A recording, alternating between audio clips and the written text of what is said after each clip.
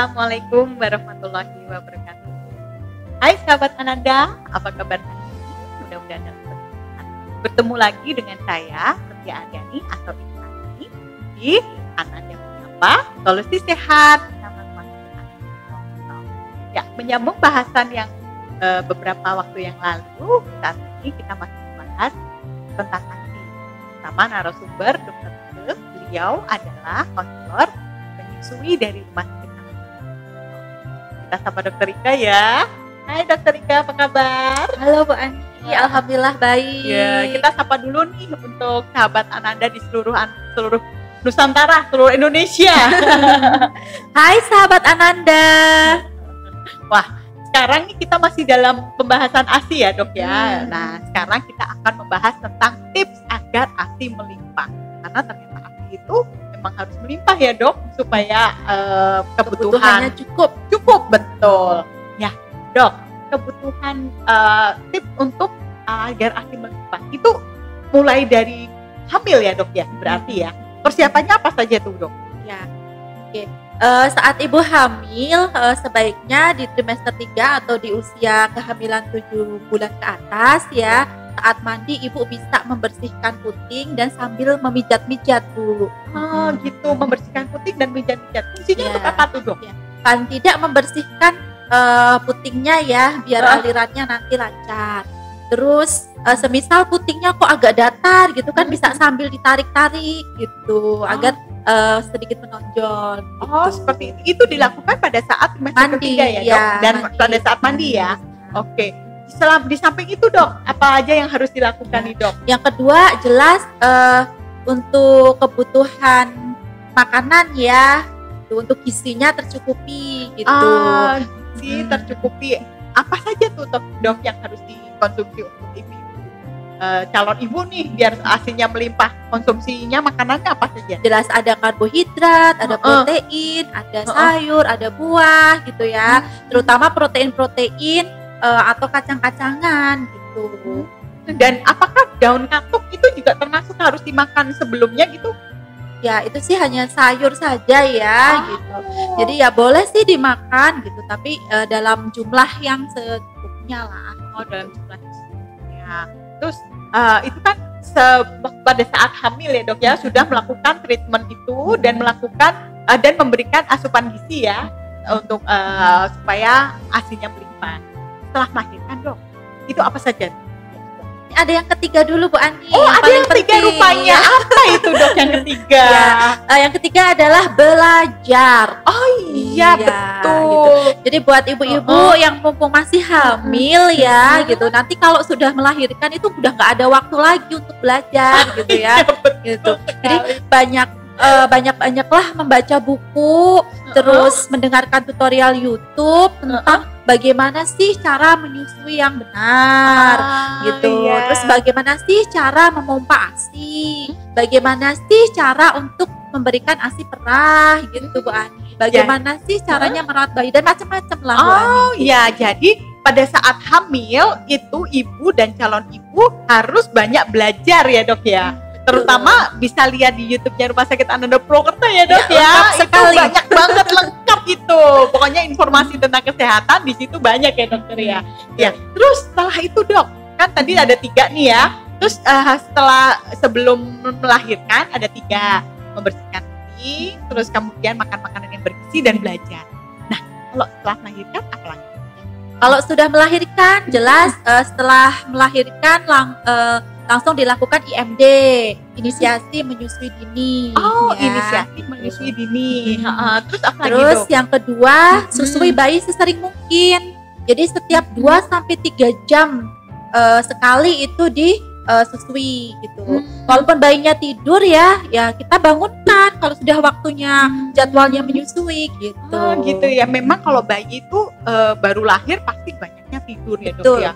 Padahal itu harus diberikan ASI terus ya dok ya, harus disusui ya. Berarti dibangunkan. Betul. Bayi itu Bu sehari total tidur itu rata-rata 16 jam gitu. Gitu. Jadi sedangkan minum ASI-nya harus minimal paling enggak 2-3 jam sekali kita beri ASI.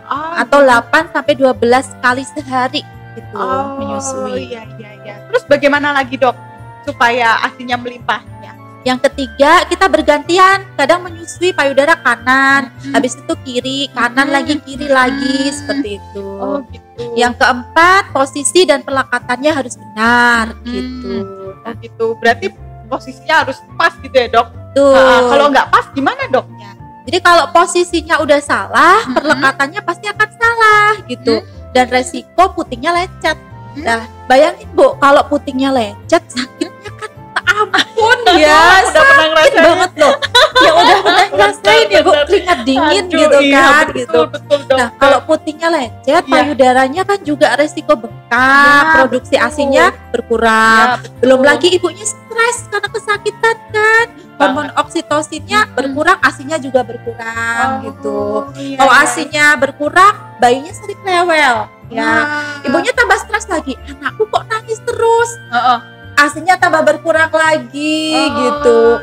Nanti ASINnya berkurang, bayinya kuning. Aduh, bayiku kuning, tambah stres lagi. ASINnya tambah berkurang lagi. Jadi itu adalah lingkaran setan yang harus kita cut hanya dengan belajar posisi dan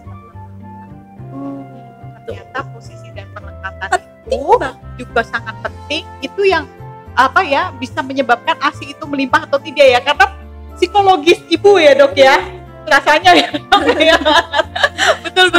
Kemudian apa lagi dok selain itu dok? Ya. Ada lagi nggak dok? Oke, nah dalam menyusui lebih baik skin to skin kontak. Jadi kalau misal bayinya itu kulitnya nempel sama ibu tuh lebih baik, kan ada ikatan ya gitu. Terus setelah selesai menyusui ya bisa tuh dipompa, siapa tahu masih ada sisa-sisa gitu, sisa-sisa di payudara. Semakin banyak dikeluarkan, itu produksi ASI semakin banyak karena supply on demand. Oh gitu. Jadi setelah menyusui, terus kemudian bayinya sudah kenyang, tetap harus dipompa ya dok?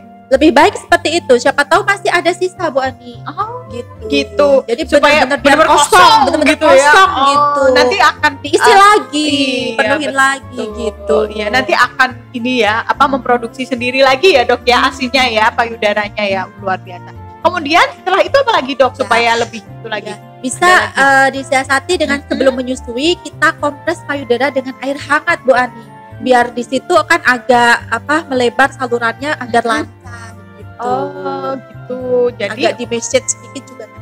Oh gitu. Jadi ada masasnya dulu. Kompres air hangat sambil dia agak dipijat-pijat gitu biar nanti saat nyusui itu alirannya sudah lancar. Oh gitu. Gak ada bendungan. Ya, oh iya betul juga. Itu juga betul-betul mempengaruhi ya ASINya itu akan keluar banyak atau tidak ya? Salah satu penyebabnya. Oke, baik. Terus kalau misalnya minum itu, saya kan pernah ini ya dok ya, pernah dengar dari cerita teman nih. Nanti kalau misalnya ada ibunya bilang jangan banyak minum air putih. Nanti kalau misalnya menyusui banyak air putih, bayinya terpil. Ya, saya suka suka ditanya, yo pora yo. Itu mitos atau fakta itu? Mitos atau fakta coba pemirsa? Ayo coba. Ayo ibu-ibu yang ada di rumah, mitos atau fakta ini? Jawabannya adalah mitos. Oh, mitos ternyata. Ya, gitu. Nah, itu kenapa itu? Harusnya gimana dok? Harusnya? Ya, logikanya gini ya Bu Ani. Jadi saat seorang ibu itu menyusui, dia akan mengeluarkan cairan. Ya logikanya ya harus diisi dengan cairan gitu loh. Iya, gitu. Jadi justru kebutuhan cairan si ibu ini lebih banyak gitu. Jadi memang harusnya banyak.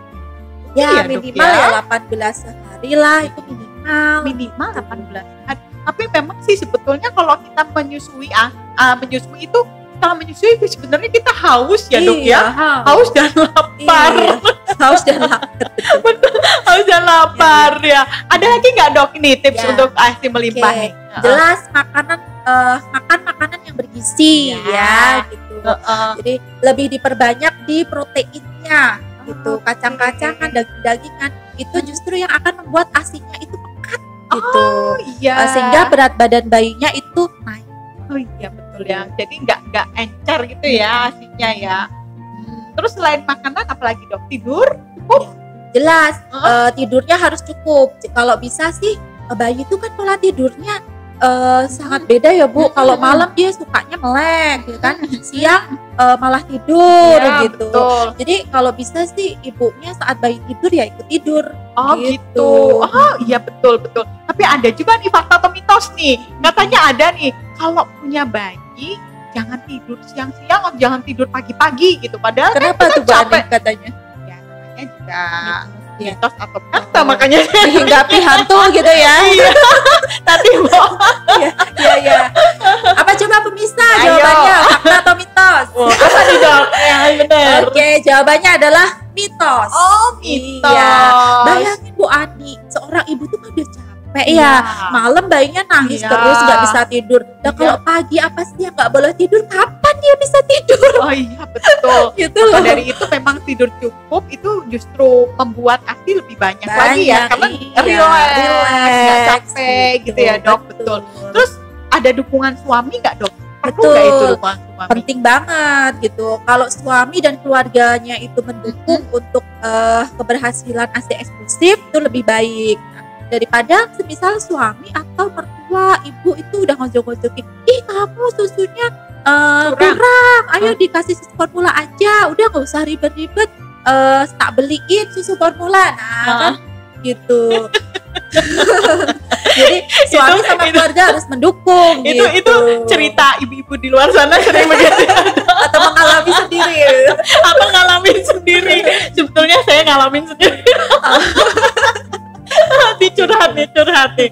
Tapi ya apa namanya itu karena orang tua kita sayang ya dok ya. Cuman kan kurang banyak ilmunya mungkin, keilmuannya bagaimana Iya, betul. gitu ya. Makanya ibu-ibu kalau mau konsultasi ASI ke Rumah Sakit Ananda, diajak tuh suaminya, mertuanya, orang tuanya gitu. Jadi iya. biar sepaham gitu, Iya, pemikiran. Biar isi kepalanya sama gitu ya dok Iya, ya. Jadi iya. tidak ada perselisihan di Iya, nggak ada Betul mitos-mitos lagi. Iya betul sekali. Iya. Nah itu buat teman-teman, buat sahabat Ananda di seluruh Indonesia, khususnya di daerah Purwokerto, kalau mau konsultasi tentang ASI nih, jangan lupa ketemu Dokter Ike setiap hari Rabu jam 10 sampai jam 12 di Rumah Sakit Ananda Purwokerto, Jalan Pemuda nomor 30. Selain itu dok, tadi nih, apalagi nih dok? Ada biasanya kan suka udahlah didotin aja gitu ya, dipompa terus kemudian dikasih dengan dot. Apakah Iya. itu juga akan tetap mempengaruhi ASI tetap Betul melimpah atau banget, malah berhenti gitu? Jadi kalau bisa kita menghindari pemakaian dot ya gitu, karena dot itu bikin bayi jadi bingung puting. Jadi kalau bayi tuh pikirnya gini Bu Adi, ngapain saya ngenyot payudara capek gitu kan? Itu kalau bayi yang Iya gitu, dot aja nggak usah dikenyot sudah lancar Iya. gitu. Iya betul Jadi ya. no dot. Oh no dot. No Buat dot. ibu-ibu yang kepengen ASINya melimpah berarti hindari dot dulu ya. Betul. Gitu. Terus kemudian apalagi nih untuk merangsang lagi, katanya waktu bahasan yang lalu itu ada pijet-pijet ya dok ya. Ya, Itu pijat juga ya? oksitosin. Ya gitu. Itu bagusnya di sebelah mana itu pijet oksitosin? Di belakang sini Bu Ani, mungkin di sesi selanjutnya kita bisa bahas ya. Oh, Gitu. Jadi kalau ibu sedang menyusui gitu, suaminya bisa mijetin di area punggung sini. nanti Gitu. kita ajarin ya dok ya. Ya, gampang tinggal diputar bulat-bulat seperti itu. Oh iya, jadi buat sahabat Ananda di seluruh Indonesia, pantengin terus nih YouTube-nya Rumah Sakit Ananda Purwokerto, ada Instagram-nya, dan ada juga Facebook-nya. Nah, informasi tentang kesehatan itu ada di sana semua. Nah, saat ini memang masih ada dalam bahasan ASI ya dok ya. Ya, buat sahabat muda ya, sahabat-sahabat Rumah Sakit Ananda Purwokerto yang ada di seluruh Indonesia nih, itu bisa kita belajar bersama di YouTube yang tadi kata dokter Ike sampaikan bahwa kita harus banyak. Ada lagi Bu Ani yang Apalagi lebih ternyata masih banyak ya saudara. ya, gitu. Gimana? Ada yang paling penting adalah ibu ini harus bahagia, tidak stres. Betul Tuh. sekali. Jadi monggo ibu-ibu yang suka makan apa ya silahkan makan yang disukai gitu. Pengen jalan-jalan silahkan jalan-jalan gitu ya. loh. Jadi kalau Gitu. misalnya suruh minum daun katuk gitu 2 mangkok gitu, kalau nggak makan suka daun kantok ya makan sayur bagus tapi secukupnya gitu. secukupnya. Jadi yang penting happy. Happy ya. Ya betul. Ya sekarang gini ya Bu Ani, sayur memang baik gitu ya. Untuk yang suka sayur sih nikmati makan daun katuk gitu ya. Tapi kalau buat ibu-ibu yang dari dulu dari sononya memang gak suka sayur ya, terus tiba-tiba disuruh makan banyak banget bermangkok-mangkok, dia akan stres kan gitu. Akhirnya apa? Hormon oksitosinnya berkurang, produksi juga ikut berkurang karena stresnya itu ya, bukan karena tidak makan daun katungnya. Jadi mau pengen makan es krim ya silahkan, yang penting nggak banyak-banyak gitu kan. Pengen jalan-jalan ke mall ya silahkan gitu. Betul, yang penting bayinya ditinggali ASI di rumah. Oh gitu ya. Jangan lama-lama. Baiklah, oke, baik. Bahasan ASI ini luar biasa dan sangat menarik dan pasti sangat dibutuhkan oleh ibu dan calon ibu yang ada di seluruh Indonesia. Kayaknya kita harus meneruskan pada tahapan selanjutnya ya dok ya. Kita akan ketemu lagi, kita akan bahas tentang ASI yang lebih dalam lagi dan mungkin akan kita praktekkan ya dok ya, bagaimana perlekatan, bagaimana pijat oksitosin itu. Nah, untuk sahabat Ananda di seluruh Indonesia, yuk kita selalu buka YouTube-nya Rumah Sakit Ananda, cukup dengan like and subscribe. Mudah-mudahan kalau sudah seperti itu, semua informasi yang terbaru dari Rumah Sakit Ananda Purwokerto pasti kalian akan dibantu. Nah, kayaknya cukup ya dok ya. Nah, nanti biar lebih seru lagi bahasanya, kita akan ketemu lagi ya. Baik sahabat Ananda di seluruh Indonesia, terima kasih banyak. Kita akan bertemu lagi di Ananda Menyapa, solusi sehat bersama Rumah Sakit Ananda Purwokerto. Wassalamualaikum warahmatullahi wabarakatuh. Salam sehat selalu.